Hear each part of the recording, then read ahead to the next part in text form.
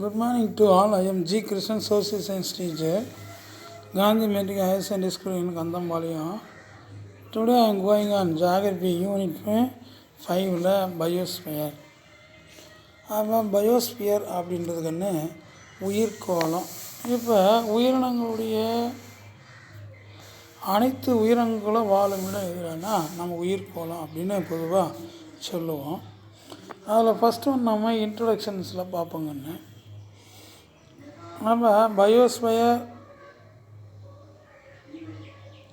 the fourth space of the earth is a life supporting layer that exists on the earth surface. உயிர்கோளம் புவியின் 4வது கோளமாகும். அதை line பண்ணிக்காங்க. உயிர்கோளம் புவியினுடைய 4வது கோளமாகும். நம்ம நெக்ஸ்ட் ஒன்ஸில் is a life supporting layer that exists on this earth surface அப்படின்னா புவியின் மேற்பரப்பில் அமைந்துள்ள இக்கோளம் உயிரினங்கள் வாழ்வதற்கு ஏற்றது ஆகும். This layer on earth encompasses the lithosphere, hydrosphere and atmosphere. இக்கோளம் பாறைக்கோளம், நீர்க்கோளம் மற்றும் வளிக்கோளத்தை உள்ளடக்கியது ஆகும். It includes flora and fauna that thrive on or near the earth surface. இது தாவர இனங்களும் விலங்கினங்களும் வாழ்வதற்கு ஏற்ற சூழலை கொண்டு உள்ளது. The vertical range of the biosphere is approximately 20 km, which is measured from the ocean floor to the troposphere. கடல் மட்டத்திலிருந்து வளிமட்டத்தின் கீழ் அடுக்கு வரை சுமார் 20 கிலோமீட்டர் உயரம் வரை உயிர்கோளம் பரவி உள்ளது. The vertical range of the biosphere of approximately 20 km, which is measured from the ocean floor to the troposphere. அப்போ 20 கிலோமீட்டர் உயரம் வரை உயிர்கோளம் பரவி உள்ளதுன்னு பார்த்தோம். அடுத்து most plants and animals live in a very narrow section for about 1 km and below the mean sea level. கடல் மட்டத்திலிருந்து மேலும் கீழுமாக 1 kilometre வரையுள்ள ஒரு குறுகிய பகுதியில் தான் பெரும்பாலான தாவரங்களும் விலங்குகளும் வாழ்கின்றன. Biosphere is made up of different ecosystem and biomes. உயிர்கோளம் பல்வேறுபட்ட சூழ்நிலை மண்டலம் மற்றும் பல்லுயிர் தொகுதி அமைப்பாலும் உருவாக்கப்பட்டுள்ளது. ஆல் லிவிங் திங்ஸ் large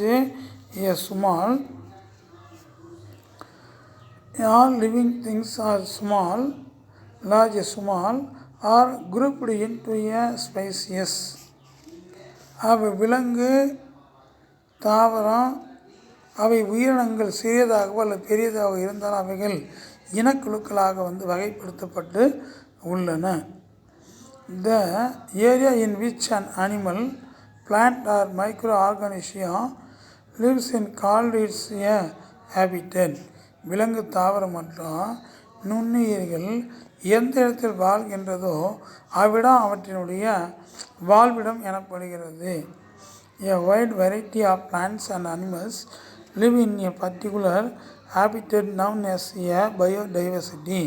பல்வேறு வகையான தாவரங்கள் மற்றும் விலங்கினங்கள் வாழும் ஒரு குறிப்பிட்ட வாழ்விடத்தை உயிரின பன்மை என்கின்றோம்.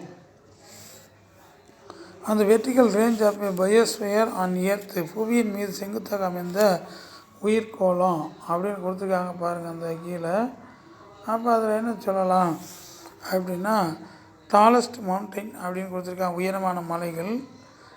அடுத்து area where most living things லிவ்னா உயிரினங்கள் அதிகம் வாழும் பகுதி. ஆவரேஜ் ஓசோன் ஃப்ளோர் டெப்த் அப்படின்னா கடல் தளத்தினுடைய சராசரி ஆழம். அதில் ஆழம் மீட்டரில் கொடுத்துருக்காம பாருங்க 4000, 2000 இது சி லெவலில். அடுத்து சீனுடைய அப்பர் பார்ட்டில் 2000, 4000, 6000, 8000.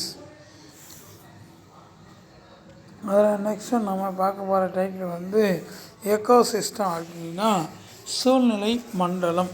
எதுக்குன்னு சூழ்நிலை மண்டலம். An ecosystem is a community where all living organisms live and interact with the one another and also with the non-living environment such as land, soil, air, water, etc. சூழ்நிலை மண்டலம் என்பது பல்வேறு உயிரினங்களுடைய தொகுதியாகும். இச்சூழ்நிலை மண்டல அமைப்பில் வாழ்கின்ற உயிரினங்கள் ஒன்றோடு ஒன்று தொடர்பு கொள்வதோடு பிற உயிரற்ற சுற்றுச்சூழல் காரணிகளான நிலம், மண், காற்று, நீர் போன்றவற்றோடு தொடர்பு கொள்கின்றன. Ecosystem range in size from the smallest units, example park or a tree that can sustain life to the global ecosystem or ecosphere.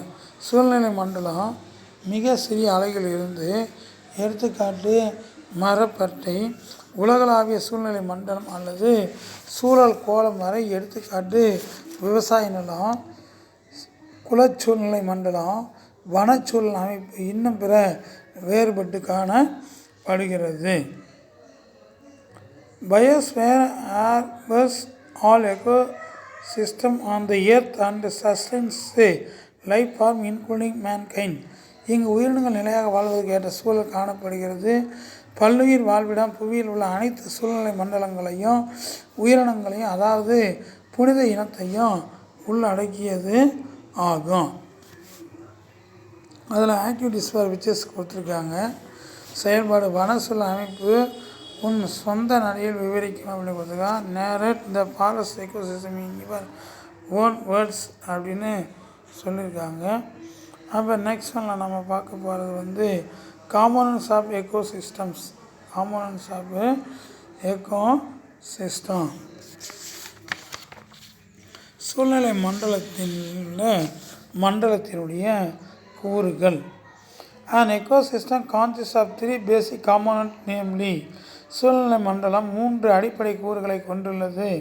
அவை ஆபியோட்டிக் காம்போனன்ட்ஸ்னால் உயிரற்ற கூறுகள், செகண்டில் பயோட்டிக் காம்போனன்ட்ஸ்னால் உயிருள்ள கூறுகள், நெக்ஸ்ட் ஒன்றில் எனர்ஜி காம்போனன்ட்ஸ் அப்படின்னா ஆற்றல் கூறுகள். அதில் ஃபஸ்ட் ஒன்றில் ஆபியோட்டிக் காம்போனன்ட்ஸ் அப்படின்னா உயிரற்ற கூறுகள் நம்ம பார்ப்போம். Abiotic components include the non-living, inorganic, physical and chemical factors in the environment, example land, air, water, calcium, iron, etc. உயிரற்ற கூறுகள் சுற்றுச்சூழலில் உள்ள உயிரற்ற கரிம, இயற்பியல் மற்றும் ரசாயன காரணிகளை உள்ளடக்கியதாகும். உதாரணமாக நிலம், காற்று, நீர், சுண்ணாம்பு, இரும்பு போன்றவை. செகண்ட் ஒன்றில் பி ஆப்ஷனில் பயோட்டிக் காம்போனன்ட்ஸ்னால் உயிருள்ள கூறுகள். Biotic components include plants, animals and microorganisms. Biotic components can be classified into 3 categories. உயிருள்ள கூறுகள் என்பது தாவரங்கள், விலங்கினங்கள் மற்றும் நுண்ணுயிர் உள்ளடக்கியதாகும். இவை 3 பிரிவுகளாக வகைப்படுத்தப்பட்டுள்ளன. ஃபர்ஸ்ட் ஒன்றில் அப்போ ப்ரொடியூசர்ஸ் அப்படின்னாக்கன்னு அப்போ உற்பத்தியாளர்கள் are self nourishing components of the ecosystem, hence they are called and autotrophs. They are found both on land and water, example plants, algae, bacteria, etc. அப்போ சூழ்நிலை மண்டலத்தில் தமக்கு வேண்டிய உணவை தாமே உற்பத்தி செய்யக்கூடிய உயிரினங்கள் உற்பத்தியாளர்கள் எனப்படும். இவை தற்பார்பு ஊட்ட உயிரி என்று அழைக்கப்படுகின்றன. இவை நிலத்திலும் நீரிலும் காணப்படுகின்றன. எடுத்துக்காட்டு தாவரங்கள், பாசி, பாக்டீரியா அண்டு எக்ஸட்ரா. நெக்ஸ்ட் ஒன்றில் கன்சியூமர்ஸ் அப்படின்னா யாரை சொல்லலாம் அப்படின்னா நம்ம நுகர்வோர்கள் சொல்லலாம். அப்போ are those that depend on producers directly R indirectly, hence they are called hydrosphere. நேரடியாகவோ அல்லது மறைமுகமாகவோ உற்பத்தியாளர்களை சார்ந்திருக்கும் உயிரினங்கள் நுகர்வோர்கள் எனப்படும். எனவே அவை பிறச்சார்பு ஊட்ட உயிரி என்று அழைக்கப்படுகின்றன.